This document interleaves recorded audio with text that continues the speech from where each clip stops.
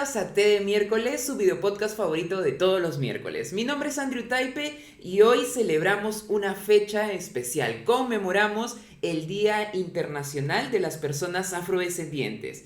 Para ello, hoy nos acompaña una experta en la materia. Ella es comunicadora, docente e investigadora en temas de comunicación intercultural, género y no discriminación. Recibimos en nuestro estudio, con fuertes aplausos, a Ana Lucía Mosquera Rosado. Palmas, por favor. Gracias por estar aquí, Ana Lucía. Hoy también nos acompaña por una semana más Johnny Alfarero, que nos ha entregado estas tacitas hermosas junto con esta tetera. Si buscas piezas de cerámica únicas para tu hogar como esta hermosa tetera, Johnny Alfarero es tu mejor opción. Búscalo en Instagram como @johnny.alfarero y haz de tus pedidos indicando el código T de miércoles. Si le indicas este código te va a dar un 20% de descuento hasta el 10 de septiembre. Recuerden por favor también los que están ahí suscribirse a nuestro canal de YouTube y Spotify, que así nos ayudan un montón. Para conocer un poco más de ti me gustaría hablar un poco del autodescubrimiento de cada uno dentro de cultura, por ejemplo, ¿no? No sé si a ti te ha pasado, en mi caso, mientras iba creciendo, mientras tenía los comentarios de las personas que me rodeaban, para mí fue muy difícil identificarme como una cultura en específico, ¿no? Sobre todo porque mi papá y mi mamá tenían muchas culturas mezcladas, ¿no? En tu caso, ¿cómo fue? ¿En algún momento, cómo es en tu casa? ¿Cómo es tu familia? O sea, fue bien complicado, creo, porque yo sabía que mi papá era afroperuano y mi mamá aparentemente era una mujer mestiza, una mujer inclusive que se veía muy blanca.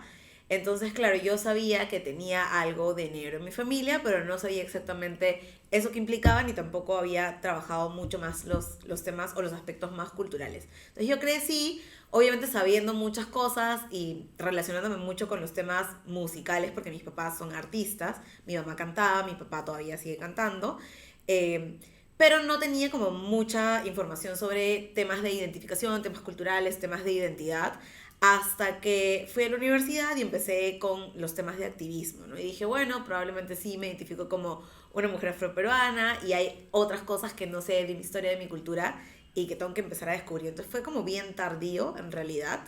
O sea, creo que a las personas afroperuanas nos queda muy claro que somos distintas cuando rompemos como el núcleo familiar y salimos a interactuar con otros, pero no hay ese proceso como de redescubrimiento, de saber realmente qué implica la identidad afroperuana hasta que estás en una edad un poco más avanzada, ¿no? Yo al menos no tuve la oportunidad hasta que tuve como 18, 19 más o menos. Y antes de ese momento, ¿hubo un cuestionamiento sobre tu etnicidad o cómo te identificabas en ti? O sea, creo que sí habían cuestionamientos, pero no había una intención, al menos mía, de profundizar en eso, ¿no? Ok. Entonces sí me pasaba, obviamente, cuando era chiquita, o sea, habían estas cosas de eres una niña negra o eres una negra en el colegio, en otras interacciones, pero no habían como conversaciones profundas con mis papás, por ejemplo, de qué implicaba eso, ¿no? Mis papás decían como que sí, pero no importa, no hay que pensar demasiado en estas cosas, hay otras cosas en las que enfocarnos.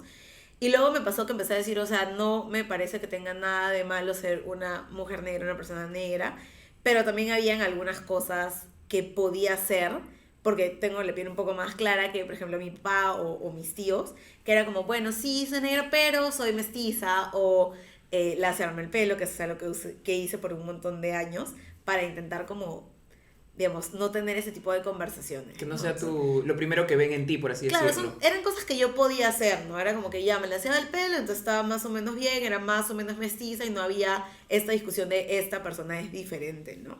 Y eso pasó hasta, sí, hasta que entré al activismo más o menos, ¿no? Por ejemplo, a mí cuando iba creciendo y yo, no sé si les ha pasado al público, pero a mí me costaba aceptar mi color, no me Ujú. gustaba que hablaran de mi color y me sentía como que un poco ofendido porque muchas veces cuando eres niño no son lo más agradables cuando hablan de tu Sí, aspecto, ¿no? definitivamente. Y en algún momento traté de aceptar eso, ¿no? Agarrar esos comentarios y decía, sí, soy una persona morena, ¿no? Sí, Pero algún momento me dijeron, no, no, espérame, tú no eres me afrodescendiente, pasaba. tú no eres moreno, ¿no? Tu perfil es más de una persona de la sierra, me decían, Claro. ¿no?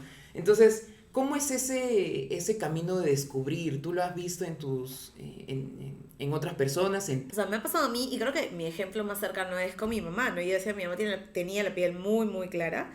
Entonces, claro, yo cuando era chiquita pensaba que mi mamá era blanca. Y decía, mi mamá es blanca y mi papá es negro, entonces yo soy como una mezcla de algo blanco y negro. Pero cuando fui creciendo, me di cuenta que en realidad mi mamá también era una mujer afrodescendiente como yo y mi abuelo era un hombre negro, que era algo que nunca se discutía en mi familia y que todavía no se discute, perdón familia, pero todavía no se discute en mi familia.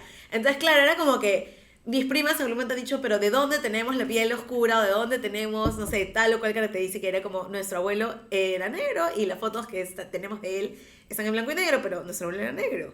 Entonces, claro, mi mamá, yo asumía que mi mamá era blanca y luego me empecé a dar cuenta que efectivamente mi mamá, uno, no era una mujer blanca y dos, era una mujer afrodescendiente, ¿no? Y luego empecé a darme cuenta que mi mamá siempre era la samba, la negra, y era como, ¿por qué le dicen a mi mamá la negra si mi mamá es blanca? Y luego fue como, mi mamá en verdad nunca ha sido blanca, ¿no? Y yo siempre asumí que ella era la persona blanca de mi familia y por ende yo también me asumía como en una parte también medio blanca, ¿no? Entonces sí fue como un poco complicado darme cuenta de esas cosas y luego decir, en verdad, no, o sea, nunca he sido realmente blanca y siempre he estado mucho más ligada a lo afro que a otra identidad, ¿no? ¿Cómo es que podemos abordar esos temas si es que los vemos en nuestra familia, en nuestros amigos, por ejemplo? ¿Una persona se puede identificar o tiene que haber un cuestionamiento de la sociedad? O sea, creo que hay personas que podrían no pensar en eso hasta cierto punto de su vida, pero creo que hay personas que inevitablemente son como interpeladas a poder identificarse, ¿no? Hay personas en las que la identidad es una identidad que tiene que ver con lo racial o cómo se ven, que siempre se van a estar cuestionando quién soy, qué implica, qué cosa soy, pero luego también hay un montón de personas que se hacen la pregunta de una manera súper tardía en su vida, ¿no?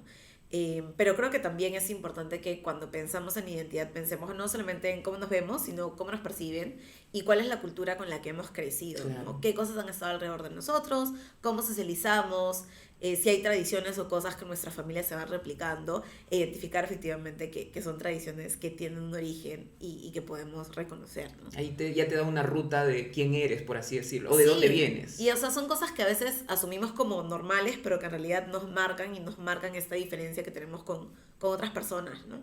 Y llega un punto, igual que la diversidad sexual, donde abrazas eso, ¿no? Sí, eso es así, ¿no? Nunca he sido una mujer blanca, nunca he sido mestiza, siempre he sido afrodescendiente y está bien. Ujú. Igual cuando hablamos de diversidad sexual, siempre hay un cuestionamiento, ¿no? Sí. Muchas veces decimos por etiquetas de que nos ponen, ¿no? Y después en un momento, espérate, yo no soy así, tan así, no vamos descubriéndonos.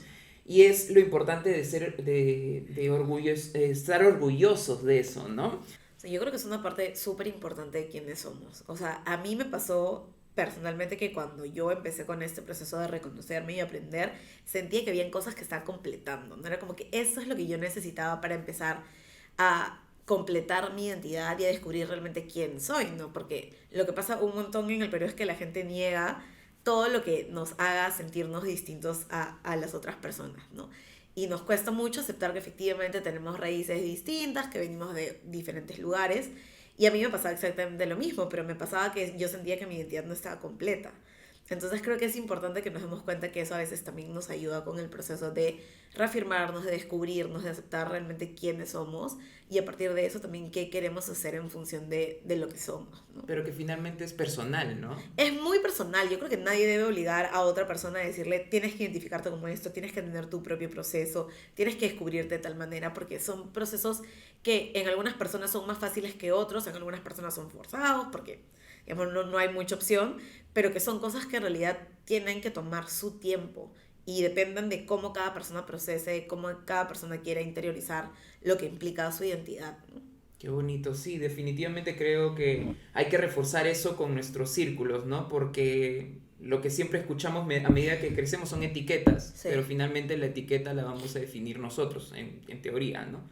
¿Y qué significa ser una mujer afroperuana hoy? Creo que es una experiencia interesante, sobre todo hoy, ¿no? Creo que ahora hay muchas más oportunidades para desenvolvernos fuera de estos roles que han sido tradicionalmente asignados, ¿no? Y hay muchas mujeres afroperuanas haciendo un montón de cosas muy bacanes, lo que creo que nos ayuda también a romper con esta rigidez de cómo se supone que somos o dónde se supone que tenemos que estar.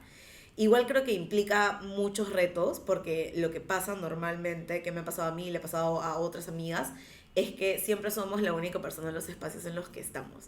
Y eso puede ser algo bueno porque efectivamente significa que estamos llegando a los espacios por nuestro trabajo, por nuestros logros, pero también a veces puede ser bastante aislante, ¿no? Esto de sentir que no pueden realmente o no puedes conectar con otras personas en función a tus propias experiencias y que las personas asumen que estás ahí o por inclusión forzada o porque eres la cuota de diversidad y no realmente porque estás ahí porque te lo has ganado, ¿no? Entonces, a veces es complicado porque creo que siempre tienes que estar como probando a los demás que estás ahí porque te lo has ganado, pero también es interesante ver cómo ahora hay muchas más posibilidades para nosotras, ¿no?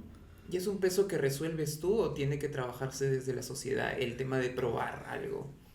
Creo que tiene esas dos vías, ¿no? Porque siempre creo que hay mucha presión sobre nosotras cuando estamos en espacios, somos las únicas en los espacios, pero también creo que es algo que depende de las etiquetas, como bien decías, que la sociedad ha puesto sobre nosotras, ¿no? Entonces creo que es un trabajo de doble vía. Creo que tiene que ver con que la gente rompa los estereotipos que tiene o estas cosas que asumen sobre las mujeres afroperuanas, pero también tiene que ver con nosotras para darnos cuenta que no tenemos que probarle a todo el mundo estas cosas todo el tiempo y que no tenemos que cargar el peso de lo que la sociedad asume de nosotras todo el tiempo, ¿no? Porque ahí hay un doble peso, por así decirlo, porque aparte de ser calificados o etiquetados o generar violencia por ser afroperuanas, también es por ser mujeres. Sí, eso ¿No? es terrible. O sea, a mí me ha pasado espacios, o sea, estar en espacios en los que era la única mujer y encima era una mujer afroperuana, entonces era como, no sé qué hacer, tengo que hacerlo todo bien, no puedo cometer ningún error, Wow. no puede pasar nada. Entonces me ha pasado estar en espacios con un montón de hombres súper mayores, yo además mujer, joven, afroperuana, y sentir un montón de presión. Y eso es algo que añade, digamos, un nivel de dificultad sobre cómo nos desenvolvemos, qué hacemos, qué no hacemos, cuánto margen tenemos realmente para fallar, ¿no? Y es a veces mucha más presión de la que creo que podemos manejar. ¿Y qué mensaje crees que debemos empezar a posicionar para aquellas personas que, como tú dices, piensan o sustentan que las personas afroperuanas están en más espacios cada vez porque simplemente queremos ser inclusivos? Es bien difícil, la verdad, porque claro, lo que pasa ahora con la inclusión es que se asume que es forzada porque no hemos aprendido a manejar la diversidad que existe. O sea, no es algo que nos hayamos inventado, no es algo que se ha creado hace 2 o 3 años, solo que existe, pero que no hemos reconocido de manera adecuada porque ha habido mucha exclusión y mucha segregación en la sociedad. Entonces, creo que hay que romper mucho con paradigmas y también hay que empezar a romper esos estereotipos, esas ideas sesgadas que tenemos sobre las personas, lo que hacen y en qué espacios deberían o no estar, ¿no? Hoy por hoy, ¿cuáles son los principales barreras para una persona afroperuana, por ejemplo? Yo creo que las barreras dependen muchísimo del contexto y no son iguales para todas las personas afroperuanas. Creo que hay cosas que tienen que ver con el nivel socioeconómico, obviamente, y también tienen que ver en qué ámbito estés, si estás en la ciudad, si vives en el ámbito rural. Pero creo que aún ahora hay muchísimas barreras de acceso a educación, de acceso a salud, de acceso a servicios básicos que afectan a algunas personas más que a otras, pero que siguen generando una brecha súper amplia entre personas afroperuanas y personas no afroperuanas, ¿no? Hoy por hoy ya no solo hablamos del término racismo, sino hablamos también de algo que he visto mucho, racismo sistemático, ¿no? Sí. ¿Qué nos puedes hablar de eso? Lo que pasa con el racismo es que la gente asumía que el racismo solamente pasaba en interacciones breves o en cuestiones que tenían que ver con relaciones interpersonales, pero no asumíamos efectivamente que el racismo también es una forma de estructurar la sociedad, no es una de las cosas que se han utilizado para estructurar sociedades como la peruana.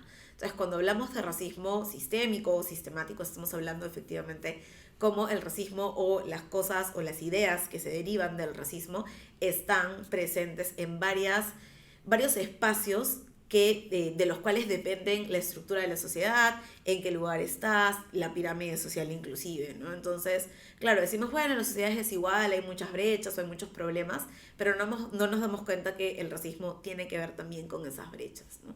Desde las prioridades, ¿no? Desde ver las diferentes realidades que existen, ¿no? Porque si yo pienso desde un punto de vista sesgado, probablemente, ¿no? Ya empiezo a tomar decisiones de poder, probablemente sin pensar en las otras comunidades. Por ejemplo, no sé si has visto hoy día, salió un Twitter de una analista Ay, política no. que salió, que decía, ¿no? Que más allá de estos distritos San Isidro, Miraflores, no existe Estado, Sí, ¿no? claro. ¿Qué crees tú que quiso decir? En realidad, súper sesgado su comentario y Sí. racista, ¿no? Pero ¿qué crees que quería ahondar esta persona? O sea, creo que eso tiene que ver con lo que acabas de mencionar de pensar que hay una sola forma de organización, ¿no? Y que hay un solo patrón cultural que es el que estructura las ciudades, ¿no?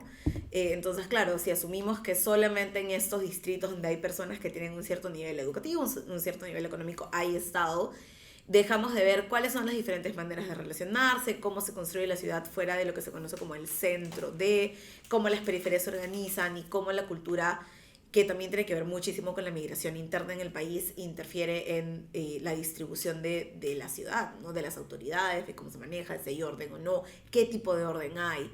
Entonces creo que a veces tenemos una visión bien sesgada y bien unilateral de cómo se supone que son las cosas, y ahí creo que nos falta mucho aprender sobre otras maneras de vivir, ¿no? De relacionarse, de organizarse, de ordenarse también, ¿no? Yo no creo personalmente que en distritos que no sean estos tres que se han mencionado haya anarquía, no vivimos en un estado anárquico todavía, pero sí creo que hay una visión muy centralista, donde interviene el clasismo, el racismo, el centralismo, inclusive temas que tienen que ver con discriminación lingüística también, Sí. que no nos permiten ver que efectivamente hay otras maneras, que no necesariamente son mejores ni peores, pero otras maneras de organizarnos, ¿no? Y eso es lo que hemos visto en los últimos años, ¿no? Desde Sí, las últimas elecciones es terrible. ha nacido todo el interior, el racismo interiorizado que hemos tenido, ¿no? Hoy por hoy desde camuflado desde la broma, ¿no? Desde Sí. de lo cómico. ¿Cuál es el punto de quiebre entre lo gracioso y lo discriminatorio? Es bien difícil encontrar el punto de quiebre, porque creo que en lo que debemos enfocarnos es qué es el centro o a partir de qué se genera el humor, ¿no? Entonces, claro, se puede generar el humor a través de situaciones que involucran a personas racializadas, pero cuando el humor se centra en las Ok. características de las personas racializadas, como el color de piel, la manera de hablar, que es lo que se usa un montón, el lugar de donde vienen o algunas otras cosas que forman parte de su identidad, estamos hablando de un humor que sobrepasa porque te estás burlando de cosas que forman parte de la identidad de las personas. El asignar a una persona con ciertos rasgos, por ejemplo, una persona afrodescendiente, y asignarle un lenguaje automáticamente es ya empezar a hablar de discriminación. Por ejemplo, ¿no? En estos spots que nacieron en un momento de Jueves de Pavita y donde cortaban las palabras en algún momento, ya es entrar a un campo de discriminación. Lo que sucede con eso es que siempre asumimos que son cuestiones que nos dan risa, pero que sacadas del contexto del humor son cuestiones que generan discriminación. Que es lo mismo que pasa con las bromas que se hacen sobre personas indígenas, sobre personas de la sierra, sobre personas de la selva. Que sacadas de ese contexto, lo que hacen es que pueden generar discriminación o pueden generar un trato diferenciado, ¿no? En el caso de lo que me mencionas de Juez de Pavita, que era lo que no recordaba, ciertamente, se habla, por ejemplo, de un español o un castellano afroperuano que tiene una manera particular de hablar, pero que también en algunos casos es motivo de discriminación o que ha sido motivo de discriminación para acceder a servicios básicos o para ser considerados como personas dignas de ser atendidas o de ser, digamos, eh, recepcionadas en ciertos espacios. Entonces, sí responden a características que son naturalmente asignadas a la cultura de un grupo de personas.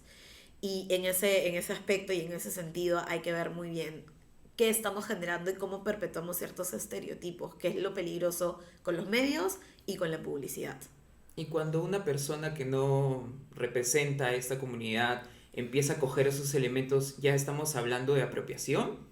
Sí, ¿Qué nos puedes hablar de apropiación para el es público, por el tema más ejemplo? debatido de los últimos años, creo, porque Sí. hay mucha gente que dice que no hay apropiación cultural, que las culturas le pertenecen a todo el mundo, pero creo que tiene que ver con lo que había dicho hace un ratito de cómo ciertos elementos son despojados de su significado y adquieren otro tenor cuando están siendo utilizados por personas que no forman parte de la cultura o del grupo al que pertenecen o en el que se originan esas expresiones, ¿no?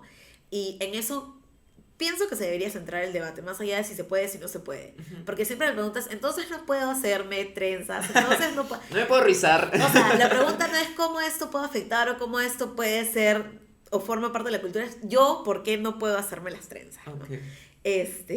Y lo que se ha discutido un montón entre, básicamente con el tema de las trenzas, que ha sido lo que más ha sonado cuando se habla de apropiación, es cómo las trenzas, cuando son utilizadas por personas afroperuanas, pueden ser un impedimento para acceder a puestos de trabajo, por ejemplo, pero cuando son utilizadas por personas que no son afroperuanas son una moda, son una tendencia, son lo que está trendy o lo que todo el mundo tiene que usar. Entonces vemos cómo el significado va cambiando y tiene características distintas en función de quién utiliza o quién hace uso de estas cosas y cómo cuestiones que se están tratando de resignificar también son tomadas como objetos, ¿no? Se despojan de su significado histórico y cultural y son tomadas como cuestiones que se pueden poner o quitar cuando se decidan. Cuando las personas que han cultivado, que han generado esta expresión no tienen la opción de decir mañana no quiero hacer esto. Claro. ¿No? La idea es llegar a la reflexión, ¿no? Finalmente. Más allá de si puedo o no puedo. Claro.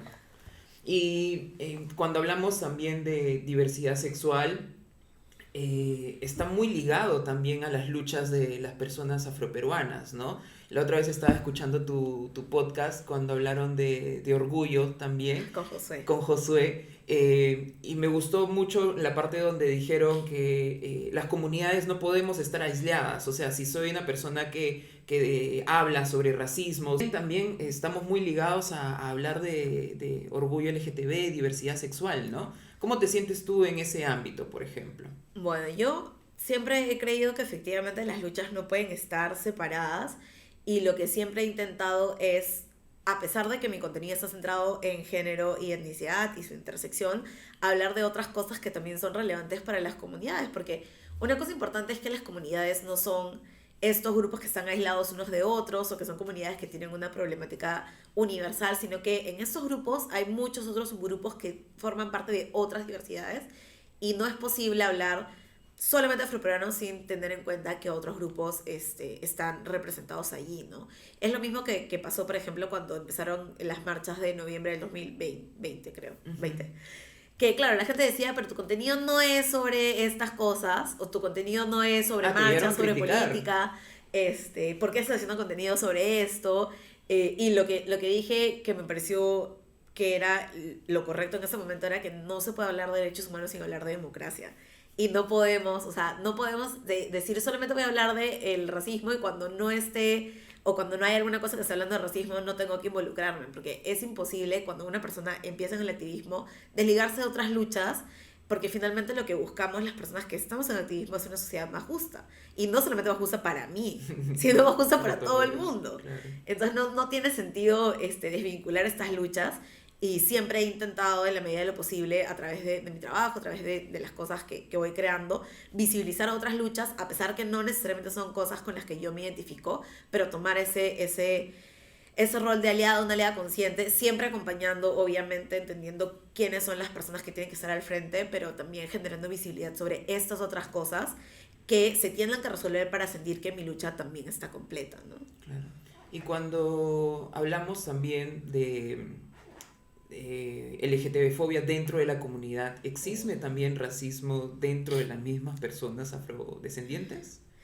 Sí, definitivamente, porque algo interesante del racismo es que no solamente afecta a las personas afroperuanas, sino que también son cosas que se interiorizan al interior de la comunidad. Cuando hablamos de racismo sistémico y de cómo el racismo está o ha permeado en varios aspectos de la sociedad, hablamos del impacto que todas las personas racializadas o no reciben como consecuencia del racismo, y muchas veces las bromas, los chistes, las propias actitudes discriminatorias vienen de personas en la comunidad, ¿no? Y podríamos hablar también, por ejemplo, de colorismo, de texturismo, de cuestiones que se dan dentro de la misma comunidad que tienen que ver con si eres más clara, más oscura, si tu pelo es más ondulado, si no es menos ondulado. Cuando te dicen, tú no eres tan negrita. Me ha pasado un montón de veces que me dicen, pero tú no eres tan negrita. Y creen que es al lado.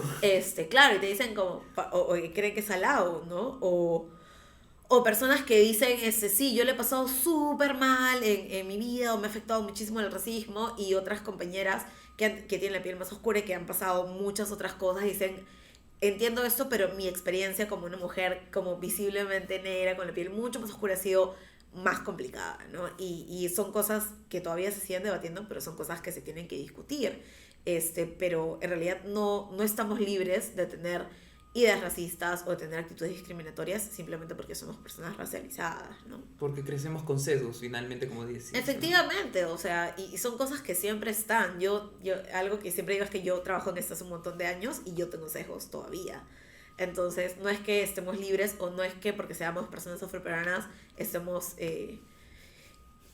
digamos, liberadas o justificadas de cometer alguna acción racista contra otras personas. Claro, que es una deconstrucción total siempre, ¿no? Continua, finalmente. No, inclusive, o sea, dentro de la misma comunidad se reproducen estereotipos, ¿no? Muchísimos. Cuando hablamos de esta deconstrucción continua que debemos hacernos, también hablamos del privilegio que algunas personas hemos tenido frente a las otras luchas, como tú decías, ¿no?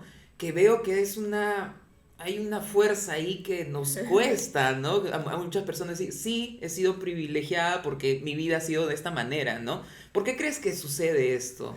Porque hemos satanizado un montón de cosas, ¿ya? Entre ellas el privilegio. Entonces, claro, la gente piensa que se asume o si reconoce que tiene privilegios, entonces ya es naturalmente mala, no se ha esforzado lo suficiente, no ha trabajado lo suficientemente duro para tener lo que tiene, ¿no? Y hay algunas cosas que se adquieren con trabajo, pero hay algunas cosas que tienen que ver con situaciones preexistentes inclusive a nosotros, ¿no? Entonces, la gente le tiene un montón de miedo a decir soy privilegiada o he tenido privilegios.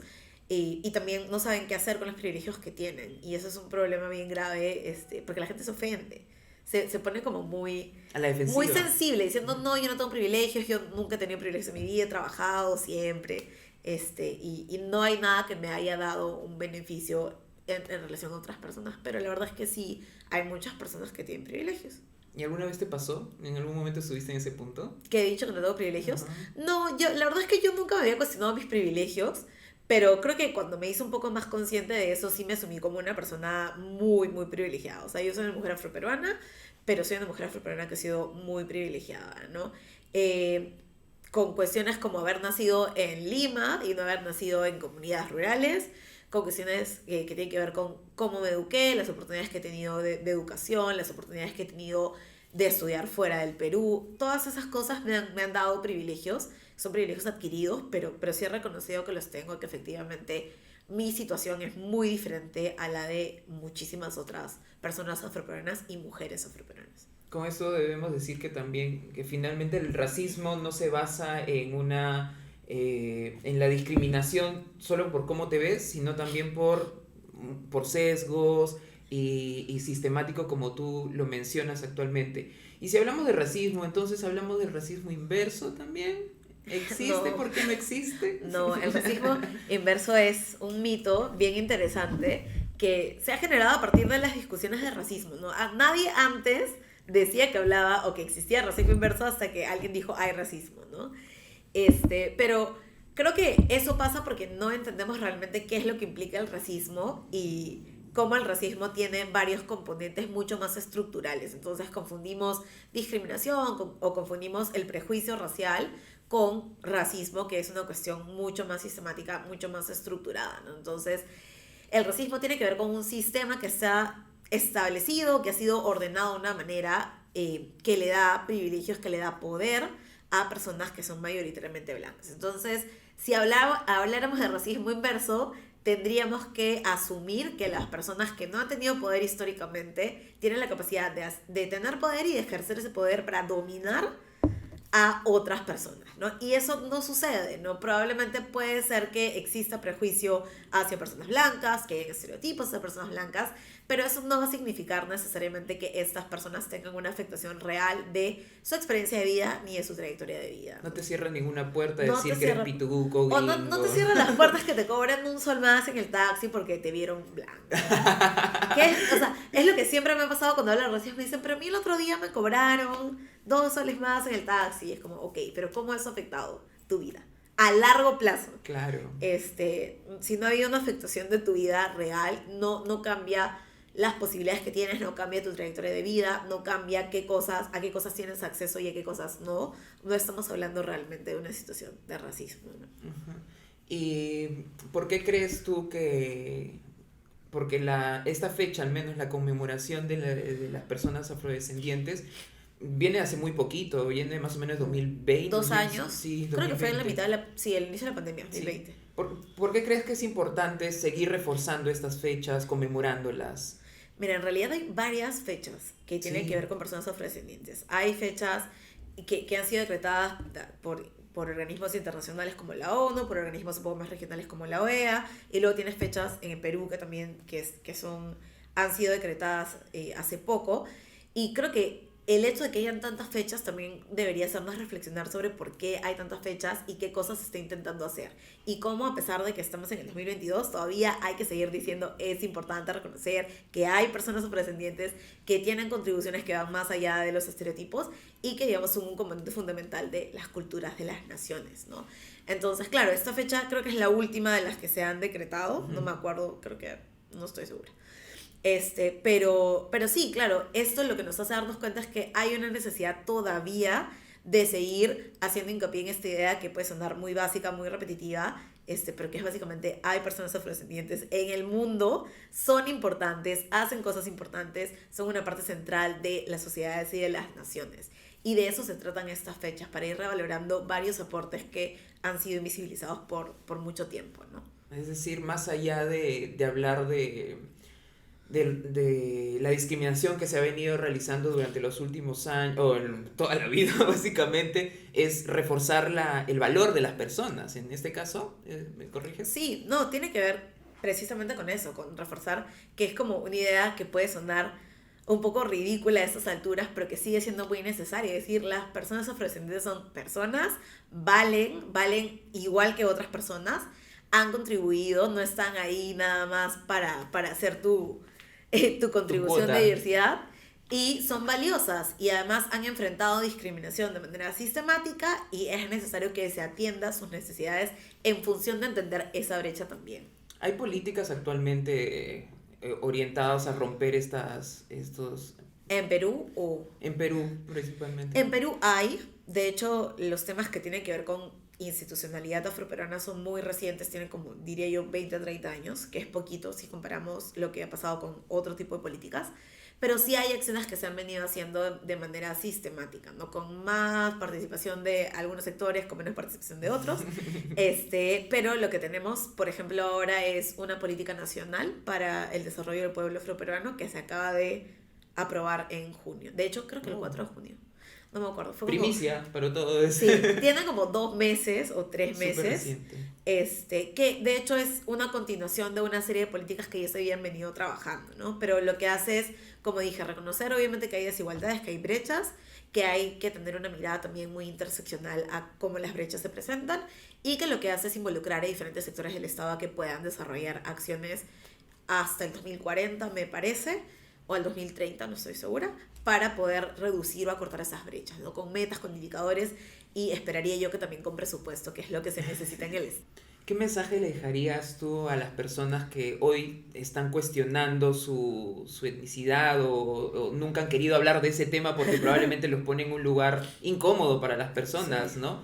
Y aquellas personas que todavía siguen cuestionando la importancia de este tipo de fechas. Son preguntas complicadas. A las personas que todavía se están cuestionando su identidad, que reconozcan que no hay nada malo a reconocerse como una persona diferente. No siempre nos han enseñado que en el Perú todos somos iguales, que todo el mundo viene del mismo lugar o que todos somos muy mestizos, pero en realidad hay ciertos grupos y ciertas personas que van a tener una historia distinta y no está mal. Que creo que es algo que tenemos que empezar a deconstruir también.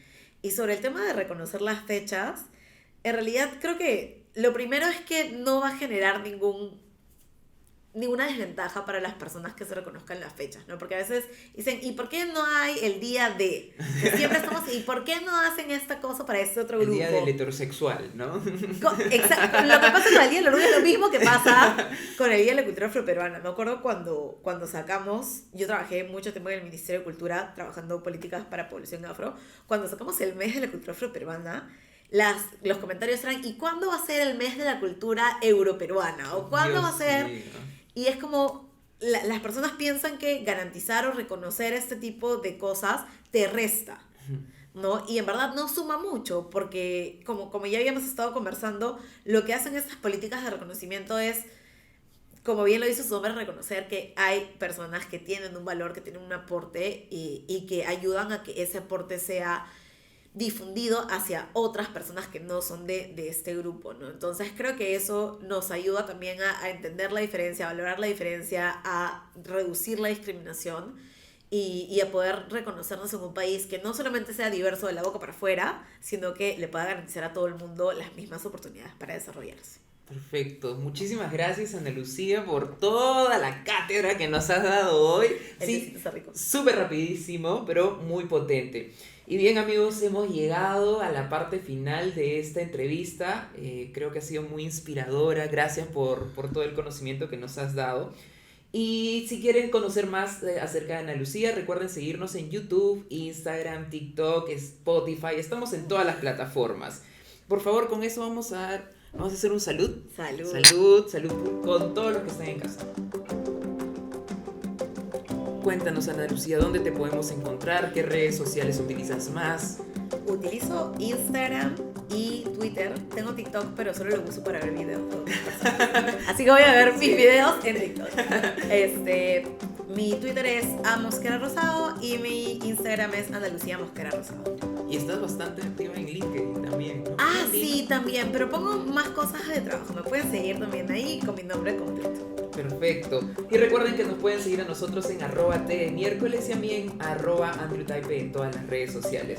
Ha sido un gusto tener esta conversación. Esperamos en algún momento poder repetirla. Gracias a todos por estar ahí. Con nosotros será hasta la próxima. Chao, chao.